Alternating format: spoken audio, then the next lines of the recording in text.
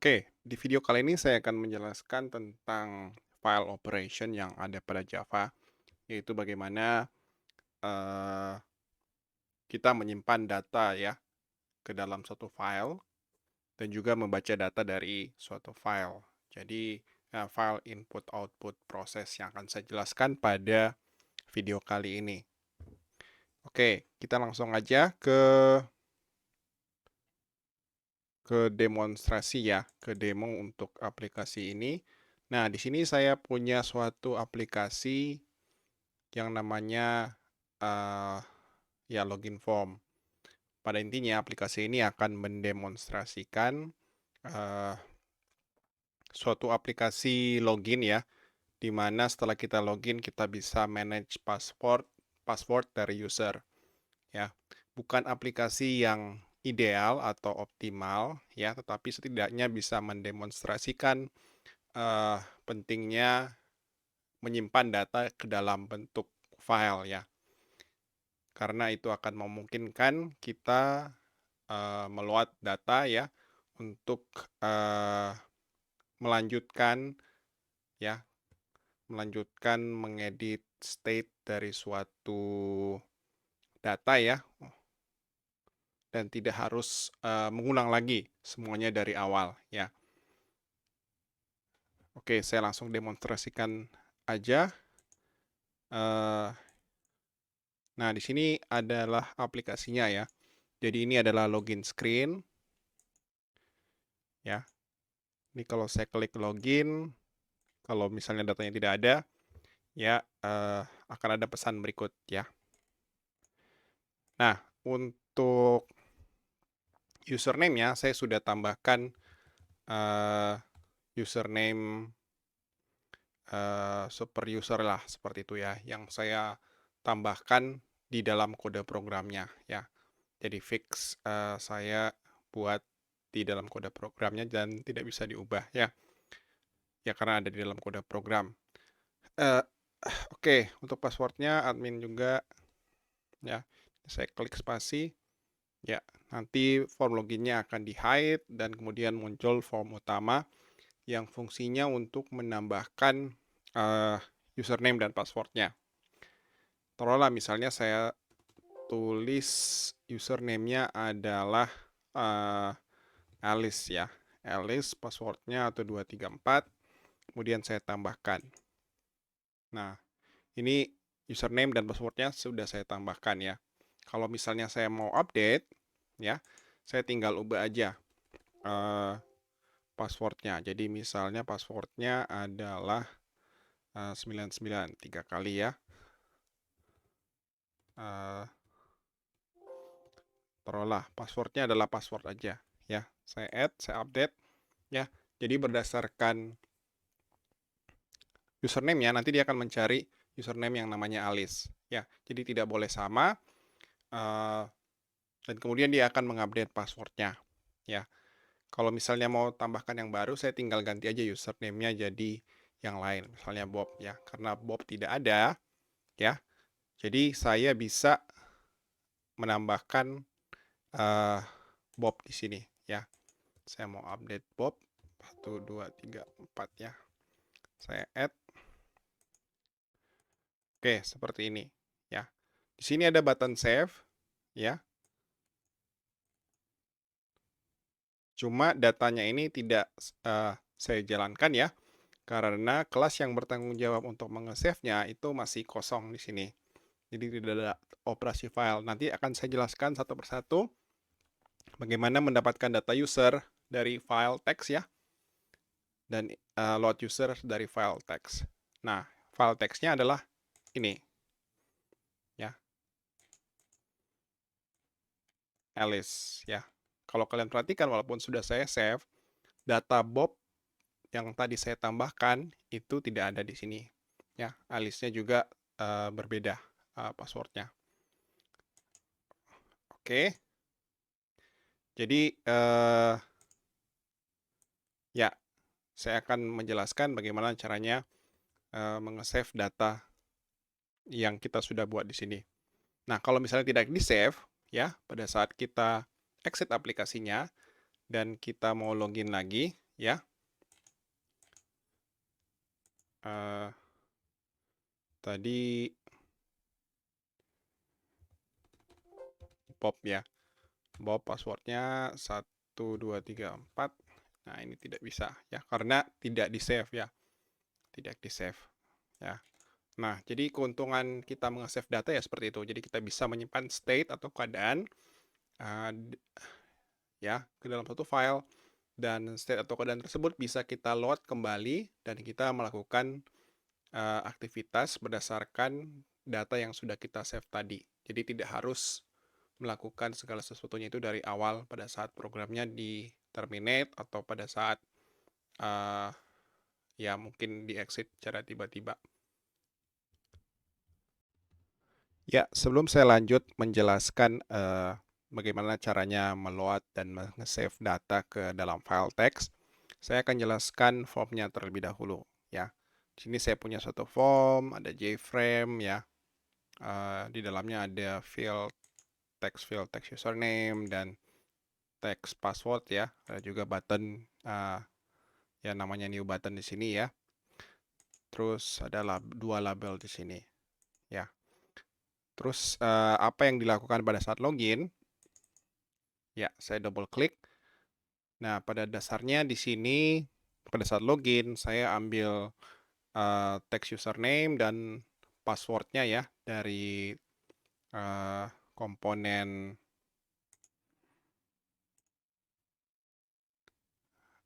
txt password ya, jpassword field di sini ya, nama kelasnya ya, jpassword field. Nah, ini yang dilakukan pada saat button login diklik ya. Nah, kita punya flag di sini, apakah usernya ada. Nah, di sini kemudian kita looping ya dari daftar users. Oke, daftar user itu di mana? Daftar users itu di atas sini ya. Jadi pada saat kelasnya dibuat, nah ada daftar users di sini. Nah, datanya itu dari mana? Dari data load users. Data load users itu yang mana? Yang ini ya. Data load users. Nah, data load users itu adalah array list ya. Cuma karena kita belum buat implementasinya, jadi datanya itu masih kosong ya. Dan kita belum load dari file juga. Oke. Nah, kalau misalnya datanya ada, nanti dia akan looping di dalam data tersebut ya. Kemudian dia cek apakah username dari user tersebut itu sama dengan username yang di-input ya. Dia cek juga passwordnya ya, selain dari username-nya. Kalau misalnya sama dua-duanya, ya nanti flag-nya ini kita ubah jadi true. Kemudian kita break supaya looping-nya berhenti di situ ya, looping for-nya itu. Oke. Terus kemudian setelah itu kita cek. Ada dua kondisi di sini, pakai aljabar boolean atau ya, operator atau di sini or. Kalau misalnya usernya ada, ya, nanti dia akan buat perintah berikut ya. Jadi dia add user form ya. Buat objek dari add user form. Add user form itu yang mana? Yang ini ya. Add user form. Kita set jadi visible, kemudian set title-nya jadi nama username-nya ya. Oke, terus yang form login yang sekarang itu kita set visible-nya jadi false. Jadi kita sembunyikan form login-nya ya. Terus kita return. Kita keluar dari event yang ada di sini ya. Kalau misalnya usernya tidak ada ya, nanti dia akan cek apakah username-nya atau password-nya sama dengan admin atau admin di sini ya. Admin dan admin ya. Username-nya admin dan password-nya adalah admin ya. Kalau misalnya tetap sama dengan admin dan admin, nanti dia akan tetap masuk ya ke dalam add user form. Oke, kalau misalnya dua kondisi ini tidak terpenuhi, nanti dia akan sampaikan pesan JDialog ya, yang menyampaikan pesan kalau datanya itu tidak ditemukan ya username dan passwordnya. Oke, jadi logikanya seperti itu. Nah, add user form yang ini itu adalah kelas yang ini. Saya buka aja ya. Nah, tampilannya seperti apa? Tampilannya adalah ya seperti ini ya. Add user name dan password. Ya, ini teks asli ya. Oke, txt username dan txt password. Jadi JText field. Ada button add dan update. Kemudian ada tabelnya, isinya adalah username dan password. Juga button save. Oke. Untuk tabelnya mungkin saya coba cek ya. Nah, di sini di dalam kalau kalian lihat di sini ya di dalam scroll pane ini ada yang namanya user stable ya. Tujuannya apa? Kita masukkan user stable ke dalam scroll pane yaitu supaya header dari kolomnya ini kelihatan. Kalau misalnya user table aja nanti header kolomnya itu tidak kelihatan ya, dan kalau misalnya barisnya banyak ya, nanti kita bisa melihat ada scroll pane-nya ya. Scroll pane tadinya ada scroll button ya di sebelah kanan ataupun di bagian bawah. Oke. As needed ya. Oke. Jadi seperti itu. Nah, untuk user stable yang perlu kalian modifikasi di sini adalah di bagian propertiesnya, di bagian model ya. Klik tanda 3 dots yang ada di sini 3 titik ya. Di sini kalian bisa desain ya kolom apa saja yang kalian mau isi ya, terus juga mau berapa row ya. Oke. Nah, untuk editnya biasanya kalian mesti tambahkan satu row dulu ya di bawahnya. Ya, nanti kalian bisa pilih, terus kalian bisa isi title name-nya apa ya, username-nya apa, nama kolomnya maksudnya, dan juga tipenya ya di sini. Nanti setelah misalnya sudah diubah, baru kalian hapus lagi barisnya untuk menghilangkan baris ya, baris di awal. Oke. Ini saya oke aja, atau saya cancel aja ya. Saya cancel aja biar defaultnya yang ada. Kalau misalnya sudah oke, ya seperti ini. Nah, ya saya mau jelaskan isi dari tombol add atau update. Nah, ini tombol add atau update. Nah, di sini pada saat button add atau update, kita ambil username dan password ya, dari teks username dan password. Kemudian kita hitung baris dari user stable yang sudah ada ya. Kemudian kita casting user stable itu ya, get model ke tipe data yang lebih spesifik ya. Kalau get model ini kan dia hanya tabel model ya. Tabel model ya, yang merupakan interface ya. Nah, default tabel model ini lebih spesifik dan dia mengimplementasikan tabel model yang tadi. Oke, kemudian kita looping sebanyak baris datanya ya.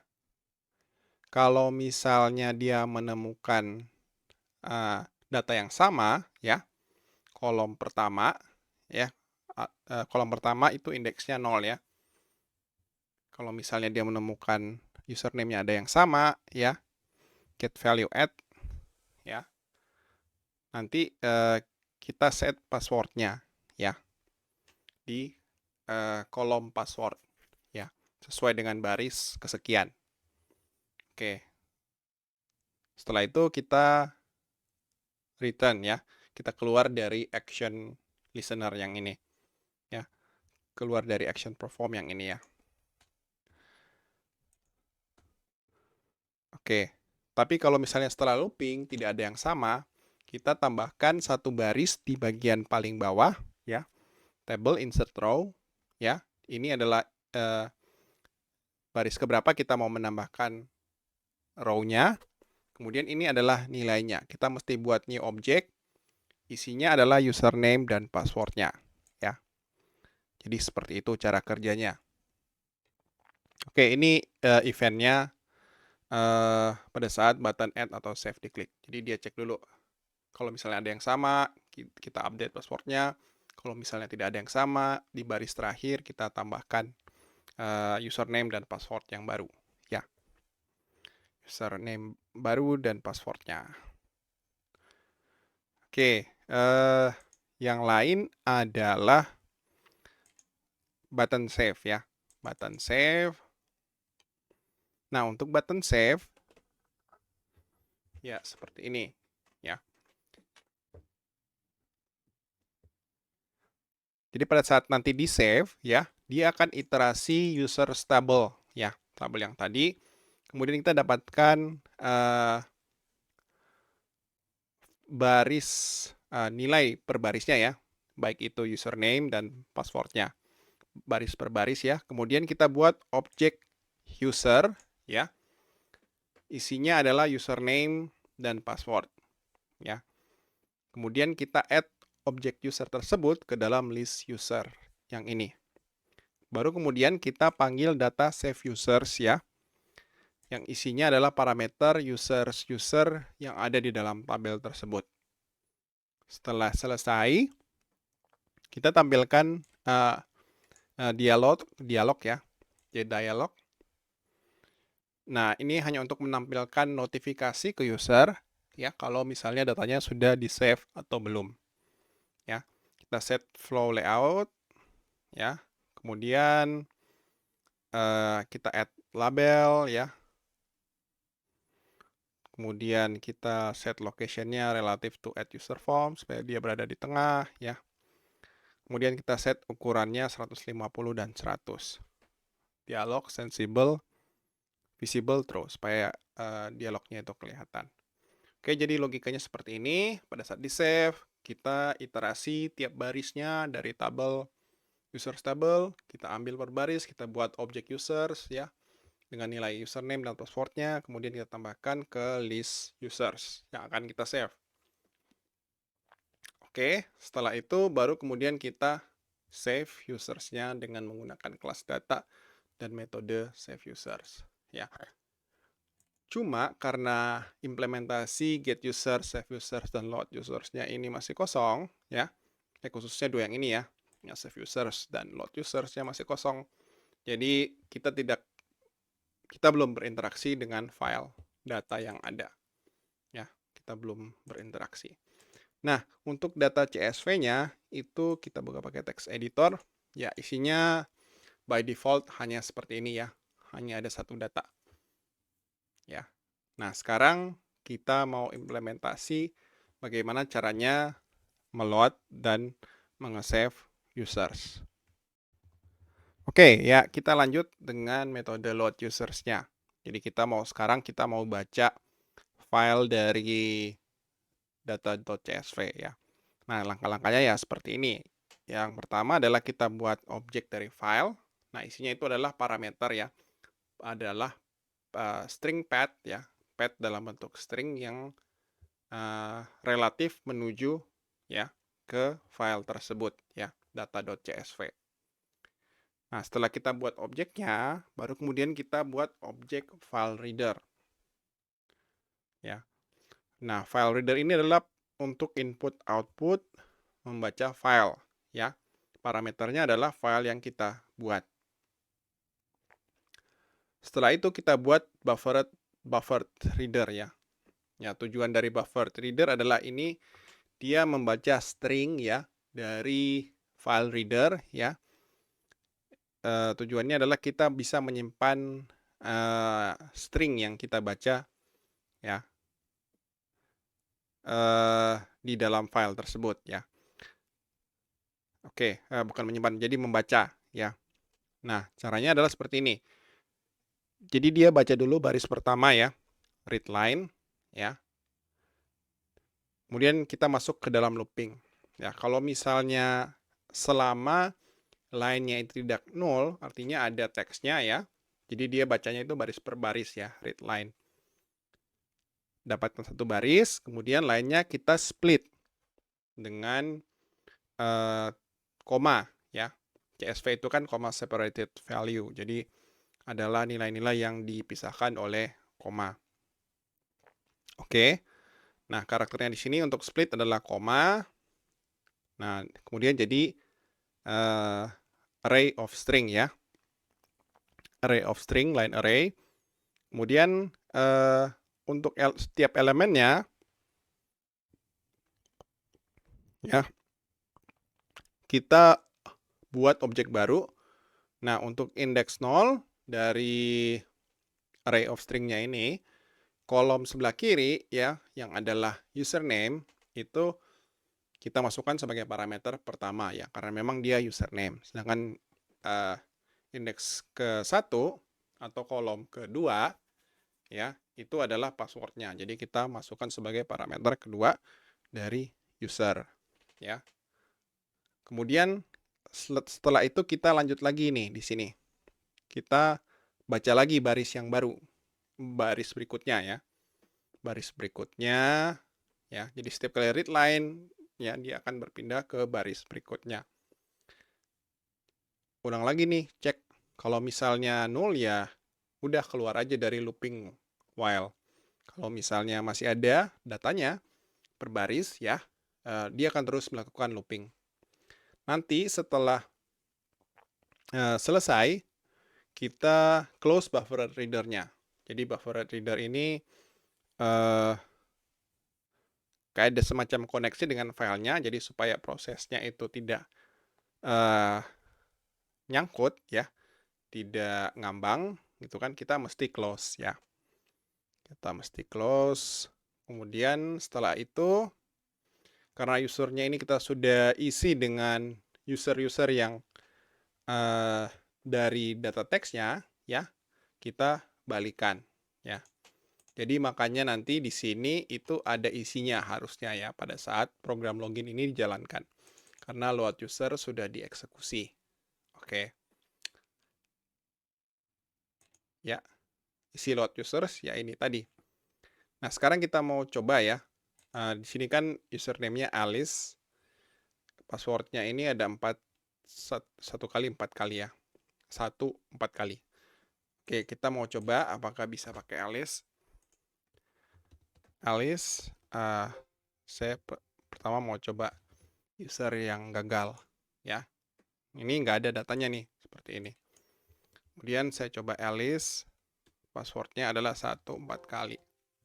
Saya klik login. Nah, bisa ya. Bisa. Passwordnya sekarang isinya ada juga nih ya. Ada username Alice, passwordnya sekian. Nah, ini bukan praktek yang baik ya. Harusnya passwordnya itu dienkripsi. Jadi tidak bisa kita baca ya. Password dari Alice itu harusnya dienkripsi, jadi tidak bisa kita baca. Oke. Nah, untuk save-nya belum kita implementasikan.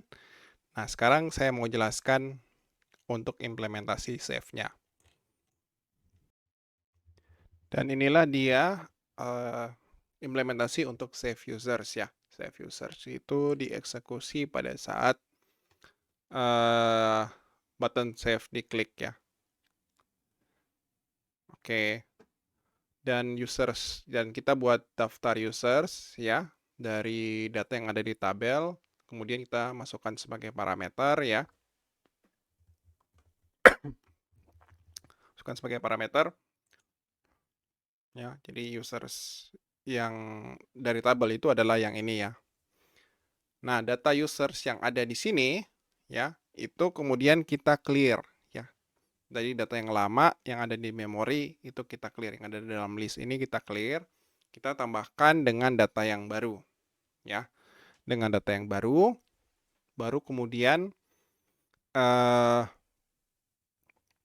ya, sekali lagi ini mungkin bukan implementasi yang paling optimal karena ini ada beberapa kali duplikasi data ya. Tapi yang mau saya sampaikan di video kali ini adalah bagaimana caranya menyimpan data yang ada di dalam tabel. Oke. Nah, setelah itu, eh, ya kita tambahkan ya data users yang dari tabel itu ke data users yang ini ya. Ya, setelah data users yang ini kita clear. Baru kemudian kita buat file, objek dari file, dan nama filenya sebagai parameter. Kemudian kita buat objek dari file writer ya, dan buffered writer ya, buffered writer di sini. Oke, tujuannya adalah kita ingin menulis ya data yang kita buat ya. Nah, di sini kita looping ya dari data users yang ada yang kita simpan. Nah, kita pakai perintah buffered writer ya, objek dari buffered writer dengan perintah write. Nah, parameternya di sini adalah string ya. Jadi kita buat rangkaian string yang ada di sini ya. User get username plus koma plus get password plus system line separator. System line separator di sini adalah karakter untuk pindah baris ya. Jadi berbeda.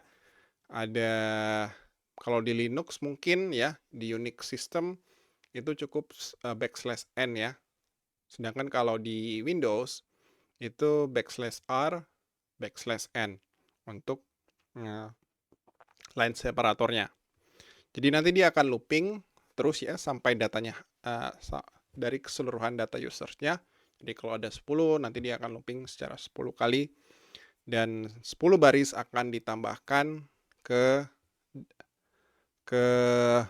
buffer writer-nya ya. Jadi dia menampung sementara di dalam memori.